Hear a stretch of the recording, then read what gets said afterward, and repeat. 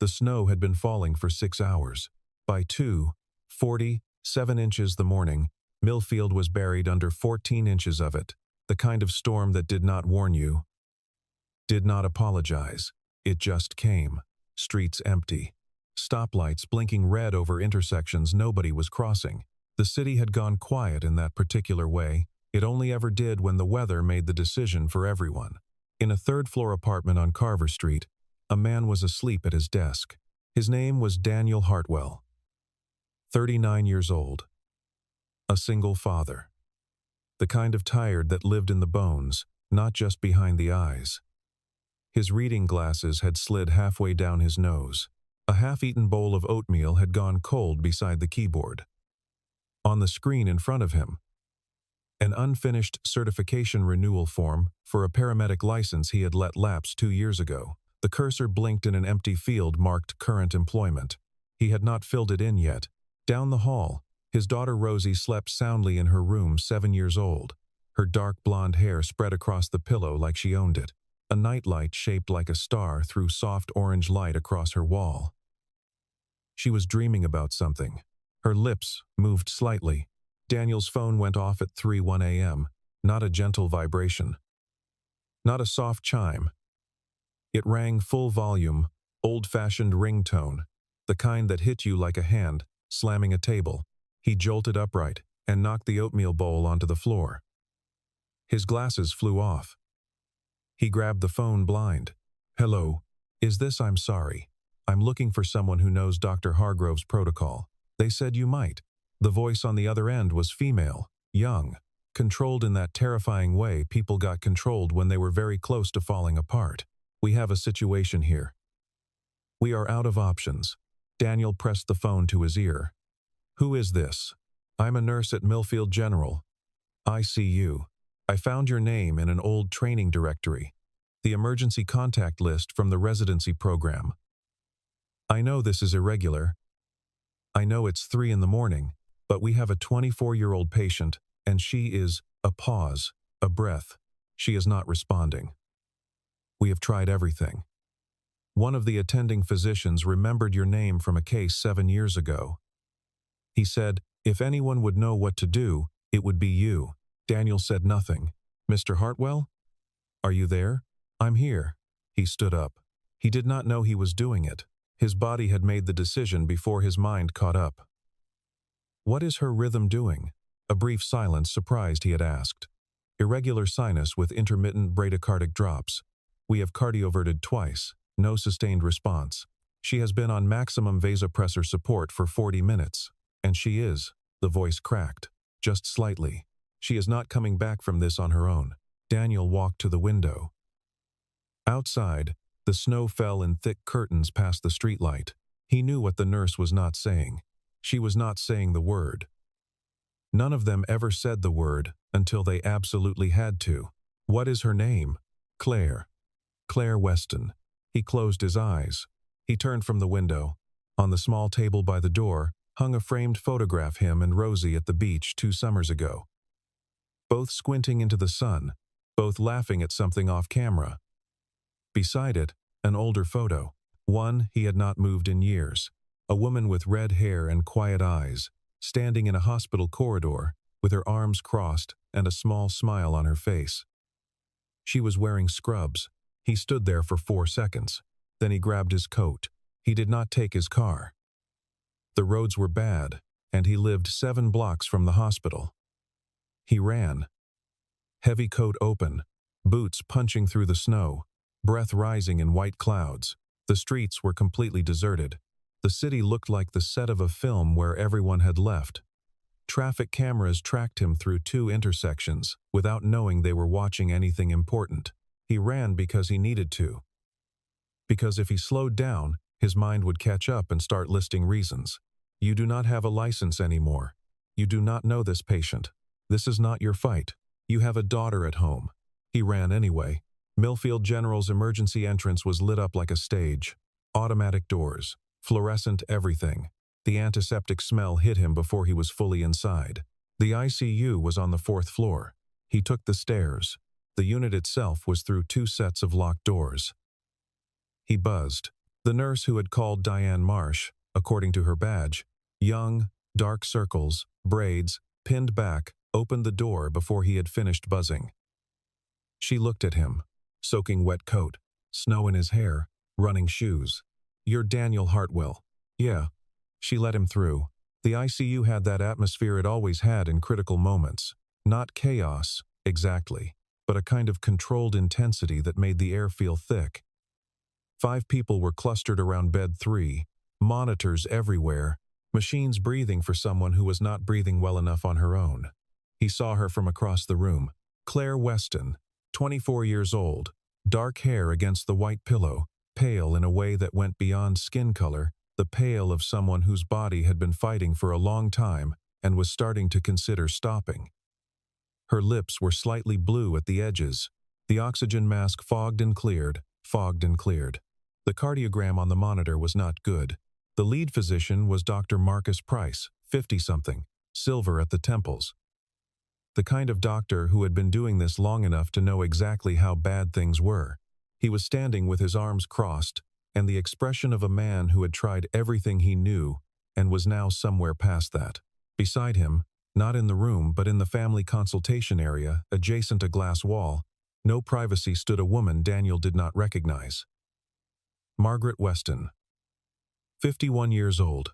She was wearing a wool coat over what looked like business clothes, like she had been somewhere important and come straight here. Her posture was rigid. Her hands were clasped in front of her. She was watching her daughter through the glass with the kind of controlled stillness that was its own form of screaming. A second woman stood beside her, younger, with the tight jaw of someone acting as a buffer. Probably a close colleague. Her name, Daniel would later learn, was Gwen Albright, Margaret's chief of staff. The kind of person who ran interference on every front, except the ones that mattered. And this was one that mattered. Daniel moved toward bed 3. He cataloged the room the way he always had, automatically, a habit that had never fully switched off in 2 years of trying to be other things. 2 nurses, 1 respiratory tech, a senior resident, Dr. Price. Defibrillator pads still attached. IV lines, 3 of them. The medication drip rates on the board. Claire's face, her coloring. The specific quality of her stillness. The sound the monitor was making. Not the numbers. The sound. A machine in distress had a different rhythm from a machine reporting distress. The distinction was subtle and almost impossible to teach. Hargrove had stood beside him once, in the 2nd month of the fellowship, and said, "The machine tells you facts. The sound tells you what the facts mean. Learn to hear the difference." Daniel had spent 4 months not understanding what that meant, and then one afternoon he had simply understood it, the way you understood things that could not be explained all at once, irreversibly, as if the knowledge had always been in the room waiting for him to be quiet enough to hear it. He heard it now. What the monitor was saying, in the language of sound and not numbers, was, "This is not failure. This is refusal." Dr. Price turned. "Who the hell are you?" "My name is Daniel Hartwell. Diane called me." He looked at the monitor. "How long has she been in this rhythm pattern?" "That is not your concern." "Security, Marcus." Diane stepped forward. "I called him. I found him in the old residency directory. He was involved in the Hargrove protocol cases." Price looked at her, then at Daniel. "He is a paramedic. He was a physician. He had his license. He had it." Price turned back to the bed. "This is a critical ICU patient. I am not going to stand here and debate credentials with a civilian in a wet coat." "Then do not." Daniel looked at the monitor readout. He did not touch anything. He just looked. "Her vasopressor dosage? You are running epi and dopamine both? A pause. That is none of your, because if you are, and she has been on both for over 40 minutes, that is not supporting her, that is cornering her." He looked at Price. "Her body is not weak, it is locked. You are overstimulating a system that has already gone into protective shutdown. The more you push, the harder it shuts." Silence in the room. One of the nurses, young, male, watching from the far side of the bed, glanced at the monitor and then back at Daniel. "Get him out," Price said. Two orderlies appeared from somewhere. Daniel did not resist. He took a step back. He kept his eyes on the monitor. And then, the cardiogram threw a new pattern. A bad one. The kind that only went one direction. One of the nurses said, quietly, "Dr. Price." "She is dropping." Margaret Weston had been standing on the other side of the glass for an hour and 14 minutes. She had made 4 phone calls to bring in additional specialists, 2 of whom were on their way from across the city in the middle of a snowstorm. She had not cried. She had not sat down. She had spent 22 years building a company, 16 years as its CEO. She understood, with absolute clarity, that the things she knew how to do, make decisions, apply pressure, move resources, were completely useless on the other side of that glass wall. That was its own particular kind of suffering. The orderlies reached Daniel just as the monitor alarmed. Through the glass, Margaret Weston saw the room change. She saw the man in the wet coat turn back. She saw him say something she could not hear. She pressed the intercom. "What is happening?" Diane answered. "She is destabilizing again. Her rhythm. What does that man want?" A pause. Diane looked at Daniel. "He says he can try something. A different approach." Margaret looked at her daughter through the glass. The monitors kept alarming. "His name is Daniel Hartwell," the young woman beside her said quietly. "He was in the hospital's old research directory. He worked with a Dr. Hargrove on complex cardiac dysrhythmia cases 7, 8 years ago. Before he..." She stopped. Before he what? Before he left medicine. Margaret looked at the man. He was still looking at the monitor. He was not arguing anymore. He was just watching. Like he was having a conversation with the machine in a language no one else spoke. She pressed the intercom again. "Give him 3 minutes." The room erupted. "Mrs. Weston, I absolutely cannot allow..." "Dr. Price." Her voice was flat. "My daughter has been declining for an hour, while your team does everything correctly. 3 minutes. If it does not work, we proceed your way. 3 minutes." Price turned away from the intercom. His jaw was tight. He looked at Daniel. 3 minutes. Daniel moved to the bed without hesitation. He did not perform. He did not grandstand. He moved like a man who had been in a room like this before, which he had many times in another life, and he did the first thing everyone in the room found disturbing. He removed one glove and placed 2 fingers directly on Claire Weston's wrist. Not a pulse check. Not the way you checked a pulse. Something different. He held his fingers there and he closed his eyes. "What is he doing?" someone muttered. "He is reading her baseline manually," Diane said quietly. She was the only one in the room who was not tense. She had called him. She had made the decision. She had committed to it. And now she was holding still inside that commitment. The rest of the room was not holding still. One of the residents shifted his weight. The nurse nearest the crash cart put one hand near the edge of it without quite touching it. Someone's pager went off, and they silenced it immediately, embarrassed by the sound. Daniel did not move. He had his eyes closed and 2 fingers on Claire Weston's wrist, and he was listening to something no one else in the room could hear, not with the equipment they had, not with the training they had been given. The thing Hargrove had taught him to hear. The thing underneath the numbers. 30 seconds. He opened his eyes. "Her central nervous system is in a loop," he said. Not loudly. Conversationally. Almost. "Her heart is not failing. It has been suppressed by an autonomic feedback response that your equipment is reading as cardiac failure. It is not. It is a protection mechanism. Her body shut down non-essential function to preserve core perfusion." He looked at Price. The cardioversions interrupted the loop but did not break it. The vasopressors are preventing the loop from resetting. Every intervention you have made has been medically correct and physiologically counterproductive. Price stared at him. "That is not an established presentation for. It is not common. I have seen it 3 times. Dr. Hargrove documented it twice, never published. The 3rd case was mine." He paused. "That patient survived." He reached into his coat pocket and removed something small, a narrow cylindrical instrument, worn, metal, the kind of thing that had no obvious place in a modern ICU. It looked like a pen. It was not a pen. "What is that?" someone said. "A modified vagal nerve stimulator. Non-surgical. It creates a precise microcurrent stimulus at a specific anatomical point." He looked around the room. "I need the vasopressors dialed back, not off back, 20%.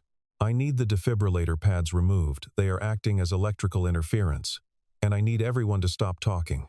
"This is insane," one of the younger residents said. "You want to reduce support in a patient who is actively prando. I want to give her body room to reset. Right now, you are screaming at a circuit breaker that has tripped. Screaming at it harder will not reset it. You have to let it breathe." Nobody spoke. In the silence, the monitor continued its threatening sound. "What happens if it does not work?" Price asked. His voice was flat. Clinical. He had set aside whatever he felt about the irregularity of the situation and was asking the only question that mattered. "Then you restart the vasopressors at full dosage, and you are no worse than you are now." Daniel looked at him. "But it will work, because I have seen this exact pattern 3 times. And I know what it is, and I know what it needs." Price looked at the monitor. He looked at his patient. He had been a physician for 27 years. He had been right a very long time. He looked at the man with the instrument he did not recognize, and the certainty in his voice that had no business being that steady. "Dial back the dopamine," he said quietly. 20%. The room went from loud to very still. Daniel positioned the device against the side of Claire's neck, just below the ear, at a location that took him a moment to find exactly. He was not rushing. His hands were not shaking. The nurse who had thought he was a bored civilian had stopped thinking that. He held the device in place. Nothing happened. 30 seconds. The cardiogram continued its irregular, threatening pattern. The resident who had objected loudest was watching the monitor with the expression of someone who had already prepared a rebuttal. 1 minute. Margaret Weston had both hands pressed flat against the glass. Dr. Price had his arms crossed. Diane was watching Daniel's face. He made a slight adjustment, a millimeter, maybe 2, and held again. The rhythm on the monitor changed. It did not improve. It got more chaotic first, the way it always did when a stuck system was beginning to move. 3 nurses flinched. Someone reached for the crash cart. "Do not," Daniel said. Without looking up, nobody moved. The rhythm spiked, and then it dropped. And then, 1 beat. Clean, not strong. Not strong yet, but organized. The kind of beat that meant someone was still inside, the body making decisions. Another beat. The resident said nothing. Price unfolded his arms. Daniel did not relax. He kept the device in place. His eyes were on Claire's face, not the monitor.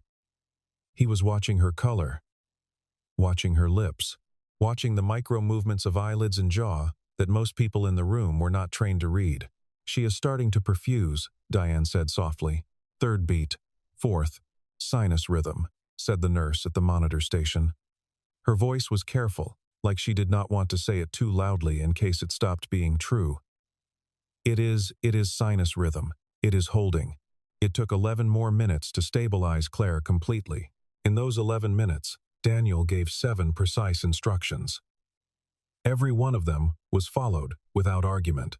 At some point, without anyone making a formal decision about it, the room had reorganized itself around him, not because he demanded it, but because he was the only person present who was not surprised by what was happening. He was not surprised because he had seen it before. He had stood in a room like this before and watched a monitor go from chaos to rhythm, and he had felt what he felt now. Not triumph, not relief. Something quieter and more complicated. A kind of reckoning. At 3:54 inches the morning, Claire Weston's vital signs were stable. She was not out of the woods.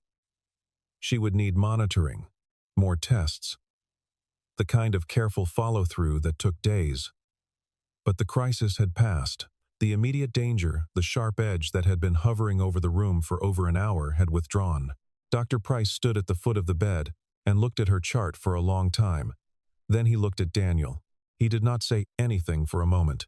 "The Hargrove Protocol," he finally said. "I heard about it. We all heard about it during residency. Nobody knew if it was real or legend. It is real. Hargrove was real. He just did not trust journals.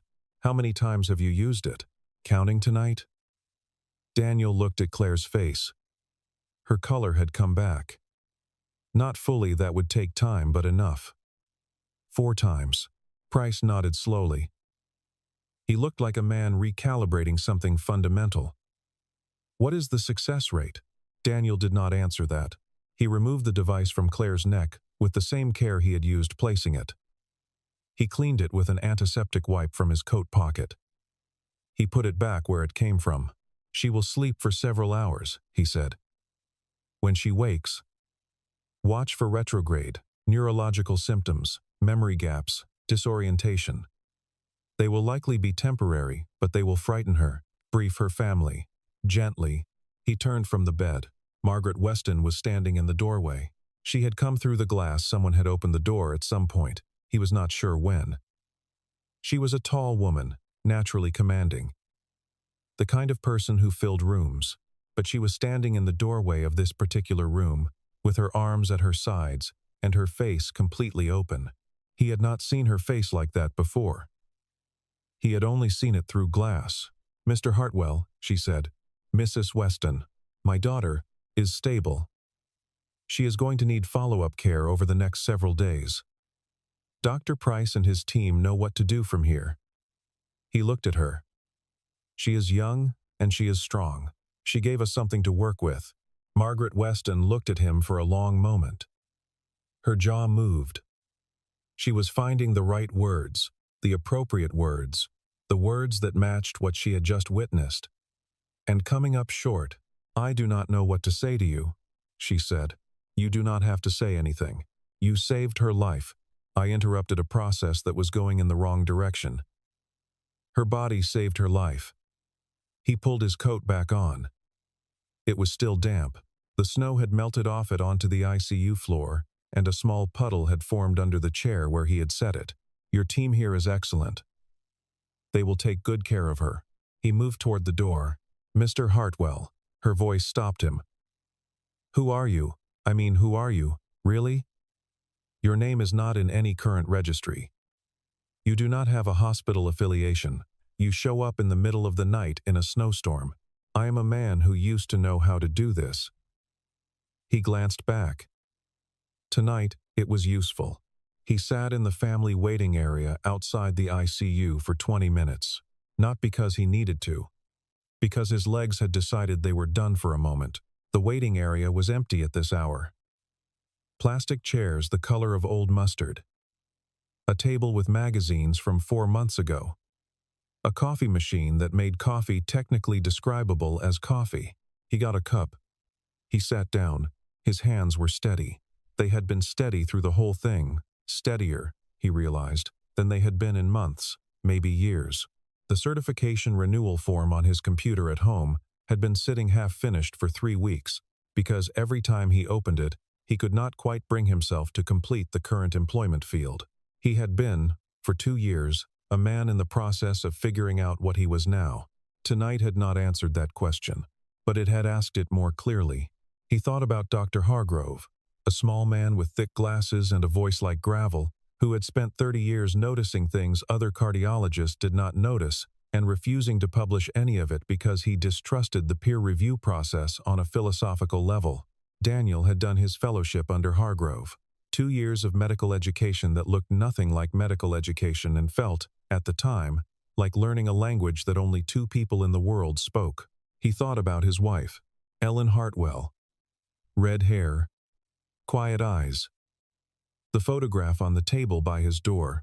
She had died 4 years ago in a hospital very much like this one, from a cardiac event that the physicians on duty had treated exactly correctly according to every established protocol, and which had killed her anyway, not from negligence, not from error, from the gap between what medicine knew and what medicine did not know yet, which was the same gap that had nearly killed Claire Weston tonight. Daniel had not been there when it happened. He had been 3 blocks away picking up Rosie from daycare. He had arrived in time to say goodbye.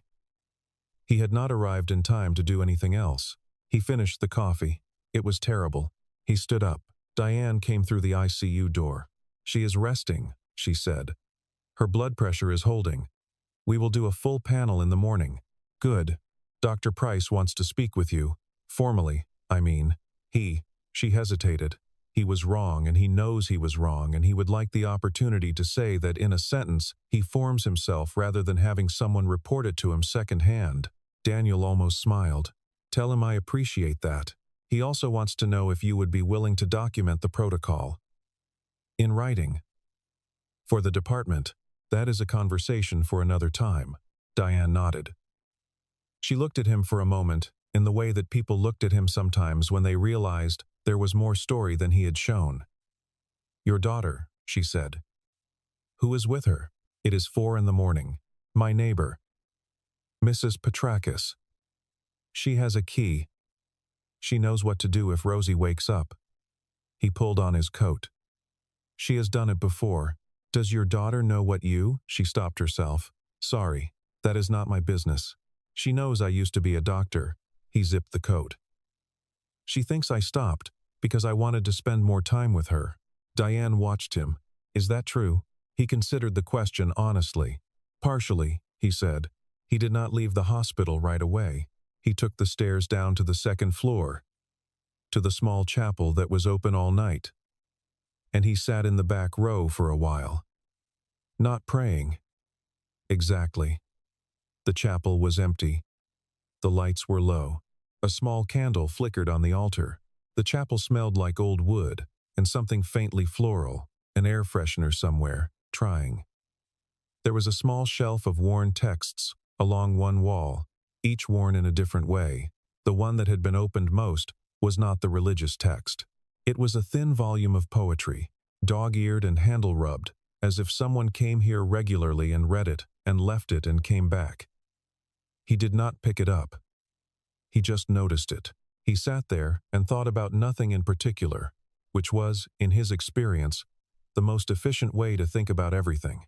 He thought about Hargrove, a small man with thick glasses and a voice like gravel, who had spent 30 years noticing things other cardiologists did not notice, and refusing to publish any of it because he distrusted the peer review process on a philosophical level.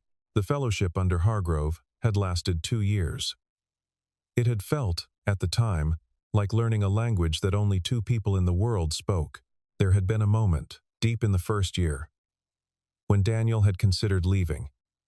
The work was too strange, too uncodified, too dependent on intuition he was not sure he had. He had gone to Hargrove's office and said, "I am not sure this is the right path for me." Hargrove had looked at him over those thick glasses for a long time. "The right path and the necessary path are not always the same thing," he said. "What you are asking is which one you are on. That is not a question I can answer for you." Daniel had gone home and thought about it for 3 days and come back. He had never brought it up again. Hargrove was gone now, dead 4 years. A quiet death in a hospital he had spent 50 years working in, which struck people who knew him as either deeply appropriate or deeply ironic depending on their sense of humor. His notes were in boxes somewhere, never organized, never published, effectively inaccessible to anyone who did not already know what they said. Daniel knew what they said. He was the only one who did. He thought about the day he had walked out of Millfield General 2 years ago. Not dramatically. No announcement. He had simply come to the end of a shift, changed out of his scrubs, walked to the parking garage, and gotten into his car, and driven home. His license had been valid for 6 more months at that point. He had let it lapse. He had filed the paperwork to downgrade to paramedic certification, then let that lapse too. He had enrolled Rosie in the school 2 blocks from the apartment. He had gotten a job as a shift supervisor at a medical supply warehouse close to the industry, far enough from the floor. People asked him why. He told them different things depending on who was asking. To the HR director at the warehouse. Family priorities. Single father. Flexible schedule was essential. To his sister in Portland, I needed a break. It got to me. You know how it gets to you. To himself, in the particular clarity of 4 a.m. on a bad night. Because I could not save her, and I could not trust myself not to spend the rest of my career trying to save everyone else instead. The candle flickered. The chapel hummed its empty hum. He thought about Claire Weston's color coming back. He thought about his daughter's nightlight shaped like a star. He got up and went home. Rosie was awake when he came through the door. She was sitting at the kitchen table in her pajamas eating cereal, and Mrs. Petrakis, a 67-year-old Greek woman with strong opinions and strong coffee, was sitting across from her reading a paperback mystery. Neither of them looked particularly alarmed by his return at 5:15 inches the morning. "You're wet," Rosie said. "Snow. Did you fix something?" He took off his coat and hung it up. "Why do you ask that? You have your fixing face." She pointed at him with her spoon. "You get it when you fix something, like when you fix the radiator." Mrs. Petrakis looked at him over her reading glasses with the expression of a woman who understood a great deal more than she commented on. "Everything okay?" she asked. "Fine," he said. "Thank you, Irina. I made coffee, the real kind." She closed her book. "Your daughter is a very good conversationalist. For 7, she practices." He poured coffee and sat at the table with Rosie, while Mrs. Petrakis gathered her things and said her goodbyes.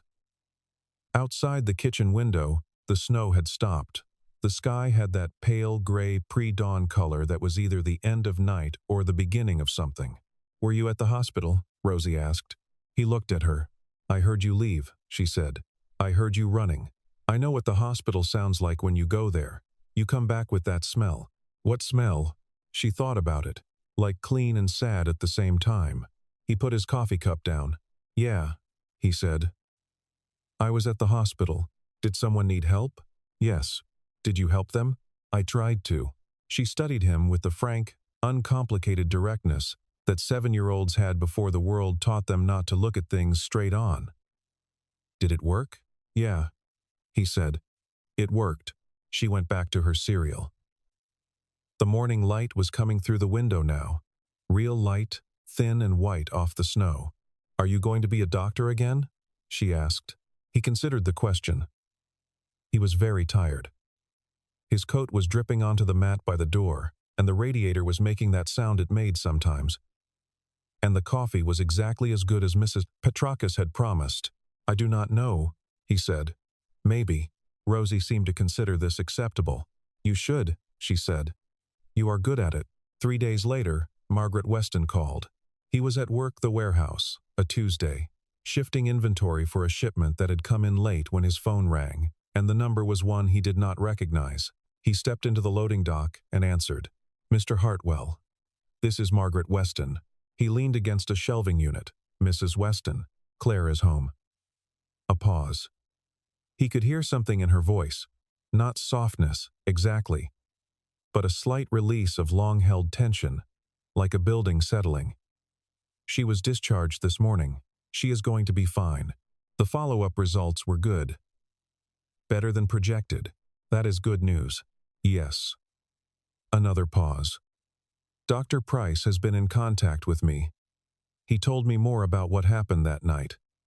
About what you did, and what you knew, and the situation as it actually existed." Her voice was precise and careful, the voice of a woman who chose her words and lived by them. He was quite honest about the fact that the team's interventions, though textbook correct, were making things worse, and that without your specific knowledge, my daughter would most likely not have survived. He did not say anything. "I do not know how to thank someone for that," Margaret said. "I have been trying to find the appropriate way for 3 days, and I have not found it. So I am going to say it plainly. I owe you my daughter's life. And I am not going to forget that. You do not owe me anything. I understand you feel that way. I am telling you how I feel." A brief pause. "I would like to meet with you. Not to give you something or arrange something. I know how that sounds from someone in my position, and I am not interested in making you uncomfortable. Claire wants to meet you. And I find that I need to as well. If you are willing." He watched a forklift move through the warehouse floor from a distance. "Okay," he said. The meeting was at a coffee shop near the hospital, not Margaret's office, not a restaurant that required a reservation, not anywhere that implied a power differential. He noticed that. She had been deliberate about it. Claire Weston looked, in person, like someone who had recently returned from somewhere far away. She was pale, but present. She had her mother's cheekbones and none of her mother's armor. Her face was open and a little overwhelmed. She was 24. She was alive. She shook his hand and said, "I do not remember anything. From that night, they told me everything, but I still cannot. I cannot make it feel real, that it happened. That is normal," he said. "The retrograde effect. It will stay blurry. Is that okay?" "More than okay. Some things are easier blurry." She looked at him for a long moment. "Can I ask you something?" "Sure. Why were you there? I mean, why did you come?" "You did not know me. You had walked away from medicine. It was 3 in the morning. You had a daughter at home." She shook her head slightly. "What made you come?" He thought about the photograph on his table by the door. The woman with the red hair. The hospital corridor. He thought about a monitor going flat in a room 3 blocks from a daycare. He thought about the gap between what medicine knew and what it did not know yet. "Someone called me," he said simply. Claire waited, sensing there was more. "And I had been standing in my apartment for 2 years trying to figure out if I was still someone who answered that kind of call." He wrapped his hands around his coffee cup. "I guess I found out." The table was quiet for a moment. Margaret Weston looked at him with a directness that was different from Claire's, more deliberate, more considered. "Dr. Price told me you trained under Dr. Hargrove. For 2 years, yes. And that the protocol you used is not documented anywhere. That you are the only living physician who knows the full application. As far as I know, that seems like a significant gap." He did not answer. "I am not trying to push you toward anything," she said carefully. "I know that medicine gave you something and also took something from you. And those are not simple accounts to settle. But you have knowledge that could save lives that are currently not being saved. And you know that." She held his eyes. "I just want you to know that whatever you decide, if there is anything I can do to make it easier, licensing process, institutional support, research funding, it is there. Not as payment, just as available." He nodded slowly. He did not say yes.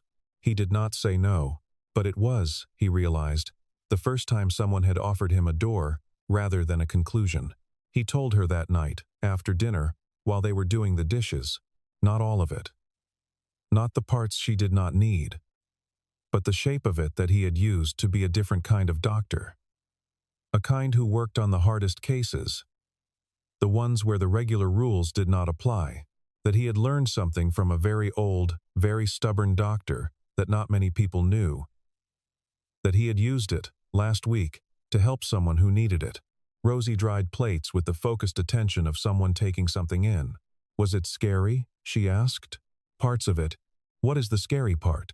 He thought about standing in that ICU with 5 trained physicians looking at him like he was either a charlatan or a ghost. He thought about the moment the rhythm spiked before it settled, the sharp second, when it could have gone either way, and every decision he had made to that point had been committed. "The scary part is always the same," he said. "It is the moment when you have gone too far to go back, and you do not know yet if you were right." She handed him a plate to put away. "But you were right," she said.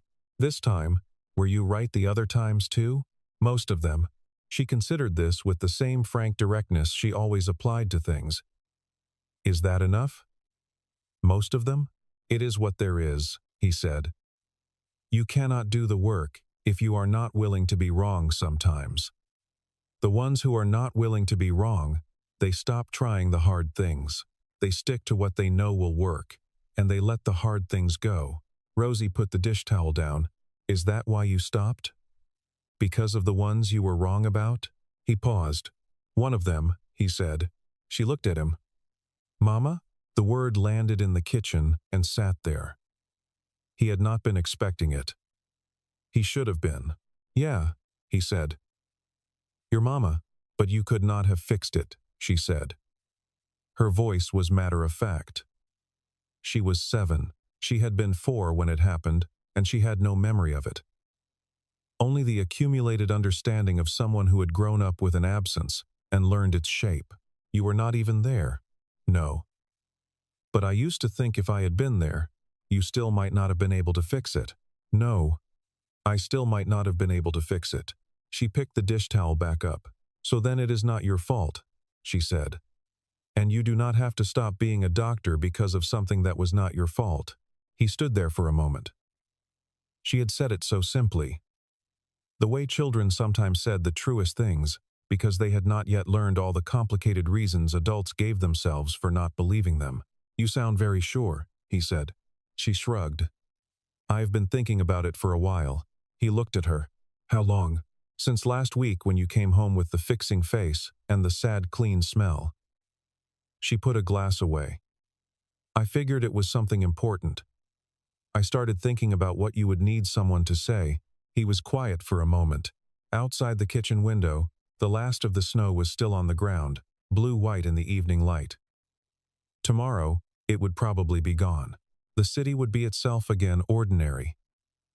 Moving, full of people who had no idea that 3 nights ago a woman named Claire Weston had nearly died and had not, because an old mentor had passed down something that did not fit in any textbook, and because a nurse had made an irregular phone call at 3 a.m., and because a man in a wet coat had run 7 blocks through a snowstorm and decided he was still the kind of person who answered. Thank you, he said, for thinking about it. Rosie shrugged again. She was already moving on, the way kids moved on fully, cleanly, without residue. You should call that lady back, she said, the one with the daughter, and say yes to whatever she offered. He raised an eyebrow. How do you know about that? Mrs. Petrakis told me.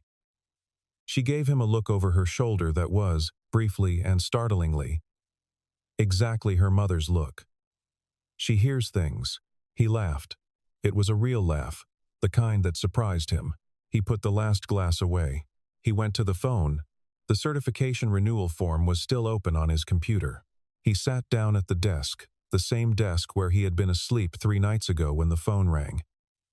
The bowl from that night was back in the cabinet. His glasses were on the bridge of his nose where they belonged. Outside, the street was quiet and dry. He looked at the form. Current employment. He looked at the field for a long time. Then he opened a new browser tab. He searched for the licensing board's reinstatement process. He found the form. He opened it.